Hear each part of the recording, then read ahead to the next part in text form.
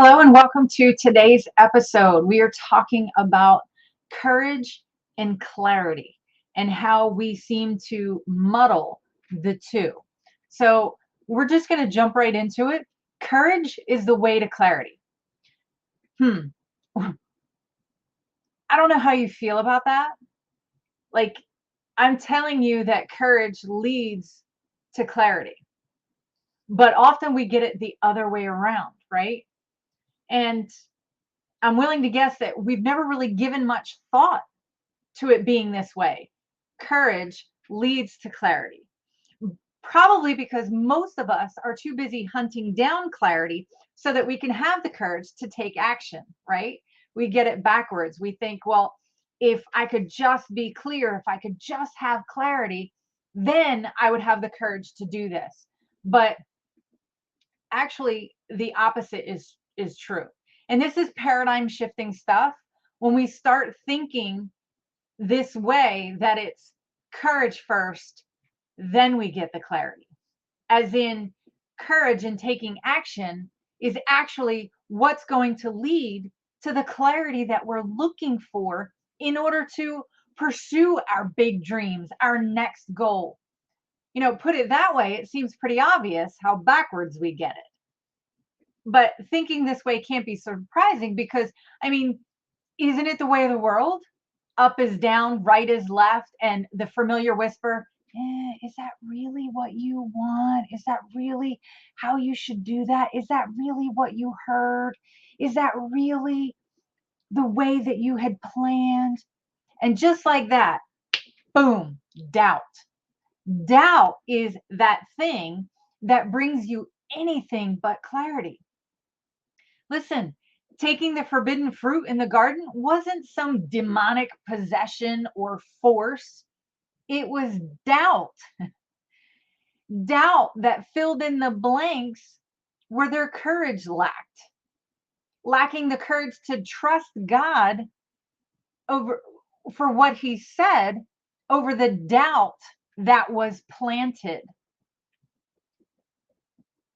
Think about that for a second. And that doubt took root, and then they took the fruit.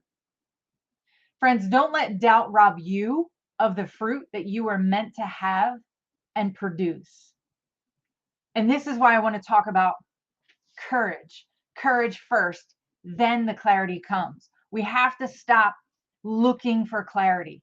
We're, paralyzed in this analysis paralysis and this need for having the perfect plan. Then we'll have the confidence and courage to step out. But that's not the way that it works.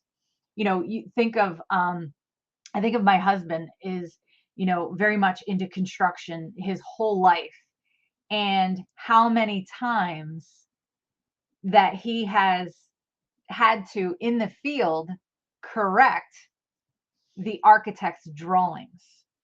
See, we can measure and plan and map it out on paper all we want, but in the reality of real life,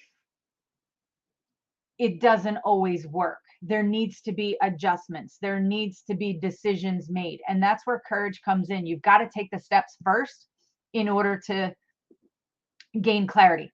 Think about when you're walking on a path, or like even like a flashlight.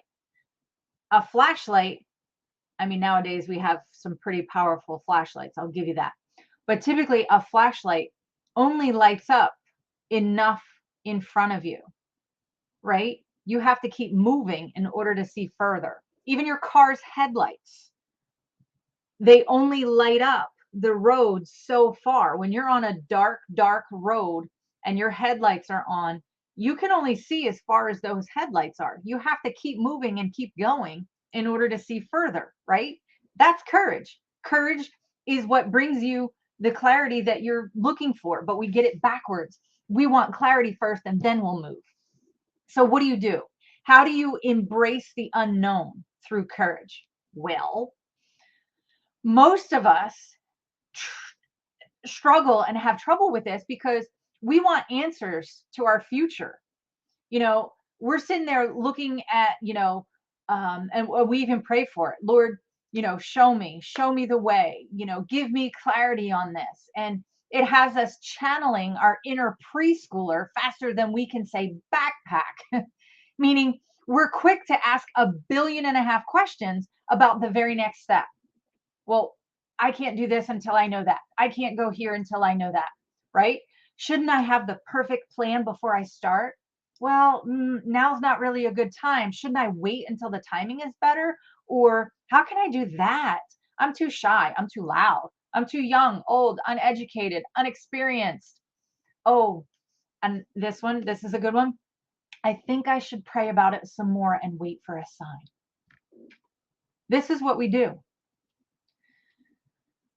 Here's an anchoring verse to hang on to when the unknown just seems too much. Comes from Isaiah 42, verse 16. I will lead the blind by ways they have not known. Along unfamiliar paths, I will guide them. I will turn the darkness into light before them and make the rough places smooth. These are the things I will do. I will not forsake them. How's that for an anchor verse? I don't know what's in front of me. He says, I will lead the blind in ways they have not known. Along unfamiliar paths, I'll guide them. I'll turn darkness into light right before them. Oh, and those bumpy paths, I'm going to make them smooth. These are the things I'll do. Are we trusting God with that kind of faith? See, this verse speaks of God's guidance on unfamiliar paths, suggesting that taking courageous steps into the unknown leads to his clarity. And listen, I don't know about you, but at the end of the day, I want his clear steps, not what I think clear steps are. His clear steps, because he knows what's best for me. He can see way down the road, much further than I can. So how do we embrace this courage to clarity in the unknown? Well, here's 3 action steps for you. The first one is identify your unfamiliar territory. Reflect on areas of your life or your business where you're hesitant because of uncertainty. Like, let's call it for what it is. We can say that, oh, well, I need this in order to do that. No, you're afraid. No, you're unsure. No, you are wanting to control. Fear is rooted in control. So whether it's a new product or, a project, a career change, or even a revamp, or maybe it's something personal, identify the unfamiliar territory. Like, own it. Say, okay, I am in uncharted waters here. This is unknown to me. I'm completely unsure. Own it. Unsure doesn't mean wrong. Uncertain doesn't mean wrong. Just because you don't know the answer doesn't mean that God doesn't know the answer. Step 2, set courageous goals. Choose one area of uncertainty and set a bold, faith-driven goal. See, this is another thing that can trip us up, and why I say choose one area of uncertainty, because we could sit here now and think like, oh, wait, okay, courage to clarity. Well, here's where I don't have courage. I don't have courage in this. I don't have courage in this, and I don't have courage in this, and I'm unsure about that, and I'm afraid about this, and then we spiral into this overwhelming I don't know, path or demise, really, and it just leads to more doubt. So that's why I want you to choose one area of uncertainty and set bold, faith-driven goal. And how do you do that? You're going to write it down. What is the area that you're uncertain in, or have fear in, or it's unknown and it's just, freaking you out, and it shouldn't. Commit to pursue it, even if you don't have a clear path in front of you, right? Maybe this means that you see what God says about this. Look at other people who have been where you are right now. What path forward did they take? And I'm not saying that's the right path. What did they learn from it? See, a lot of our mistakes can be avoided because there are other people who've been where we are and they've made the mistakes. So we can learn by observation, right? I mean, read the Bible. Look at all the mistakes that the people made in the Bible and how God was like, okay, you screwed up, but do this now. Go this way. I have that covered. And the third thing, seek guidance and support. See, just as God guides us in unfamiliar territory, we can look for guidance from mentors, coaches, or even supportive friends who can help you navigate this path that you have in front of you that you're not sure of, but help you face it with courage, right? So, courage to clarity in unknown. 3 action steps: identify your unfamiliar territory, set courageous goals, and seek guidance and support. Okay, there's more. That's not like an end all be all. There's so much more to transitioning from needing clarity in order to have courage to what is best, having the courage to step out in faith, and you'll have clarity. And that's what we're going to talk about now. Standing firm in your faith is courageous, and it's the way to clarity. See, knowing who you are and whose will give you a constant strength and resolve. At first, it'll be surprising once you lean into this mindset and see God intervene. But once you learn to anchor your mind that He's got you and your future, it gets fun. Look at this verse from Exodus 14, verses 13 and 14. It says, Moses answered the people, "Do not be afraid. Stand firm, and you will see the deliverance the Lord will bring to you today. The Egyptians you see today, you'll never see them again. The Lord will fight for you. You need only to stand still." See, sometimes courage is about standing firm in faith, even when you can't see a way forward. I think it's safe to say we've all been in situations like that. See, here, Moses reminds the Israelites to not lose hope. In this particular situation, they're running from their enemy. They were delivered from Egypt. So, God sent Moses, and Moses went to the Pharaoh, "Let my people go." The 10 plagues. The Pharaoh was like, "Go ahead, take them, go." Israelites are happy. They're not slaves anymore. They're following Moses. But now the enemy is pursuing them again. The Egyptians are their enemies, and they're complaining to Moses. So much so they're like, this is awful. Can't we just go back to being slaves? I mean, at least we knew what was ahead of us. We have no idea what's going to happen next. And right in front of them, they're facing an insurmountable obstacle, which happened to be the Red Sea. So here they are, wandering around, traveling, following Moses. The enemy is pursuing them behind them. And here they are, right in front of the Red Sea. Now what? We all know the story.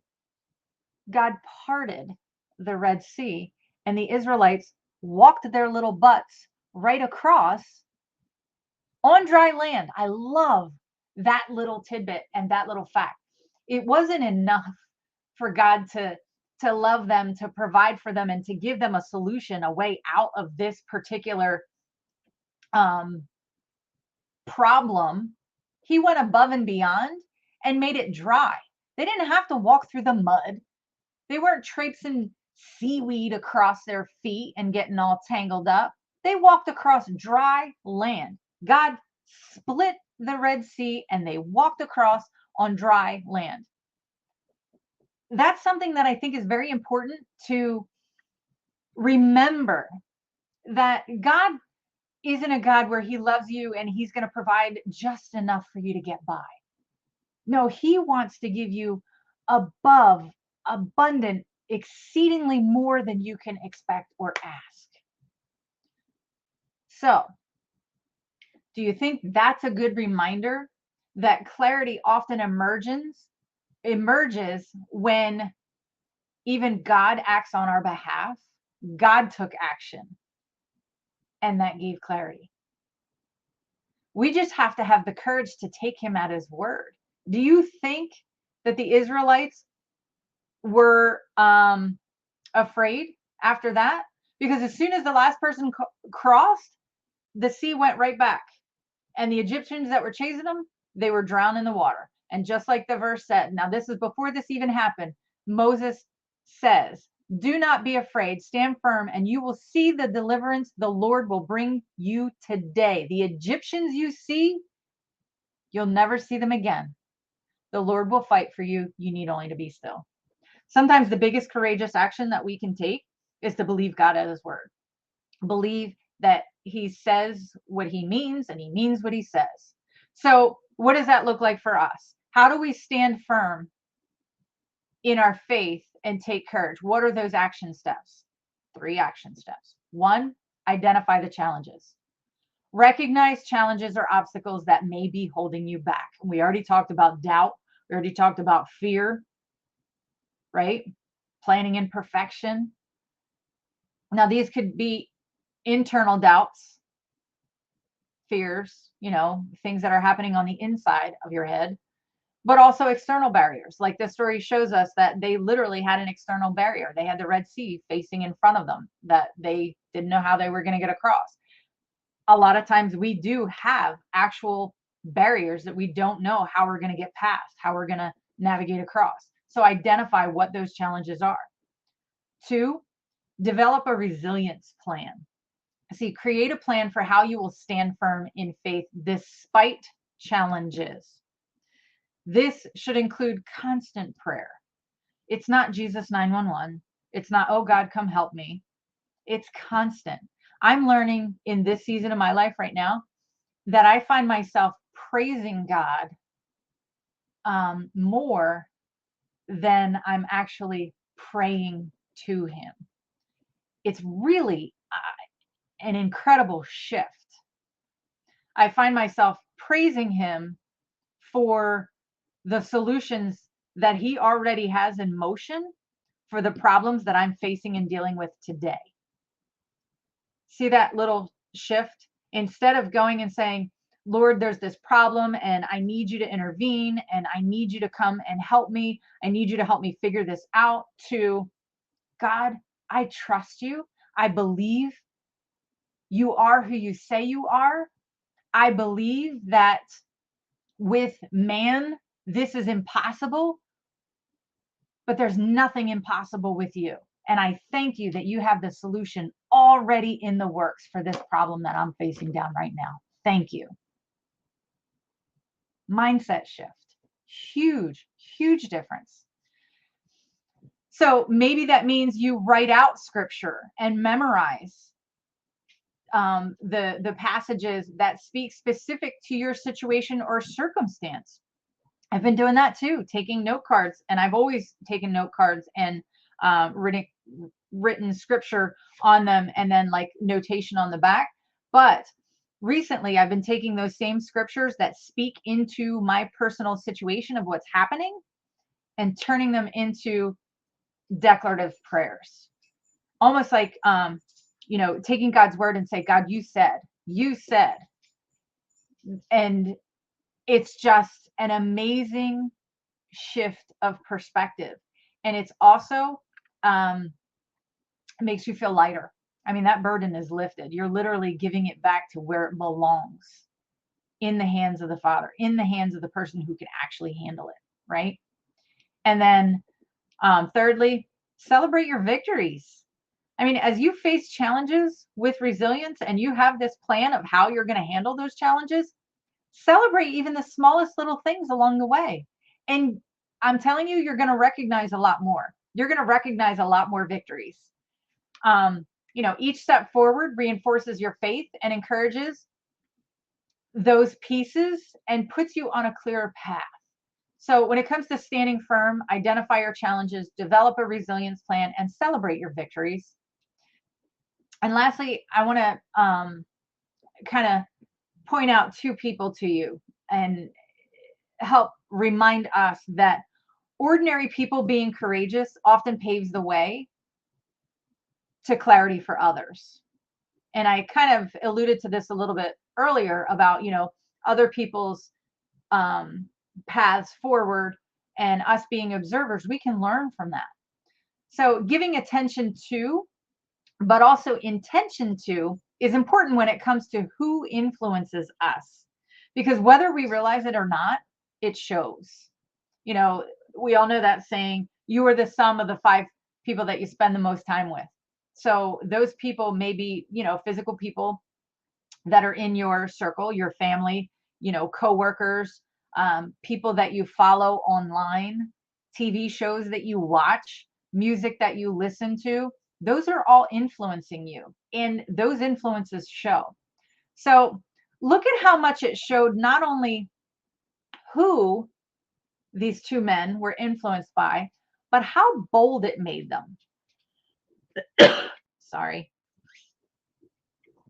In Acts 4, verse 13, we read, when they saw the courage of Peter and John and realized that they were unschooled, ordinary men, they were astonished, and they took note that these men had been with Jesus.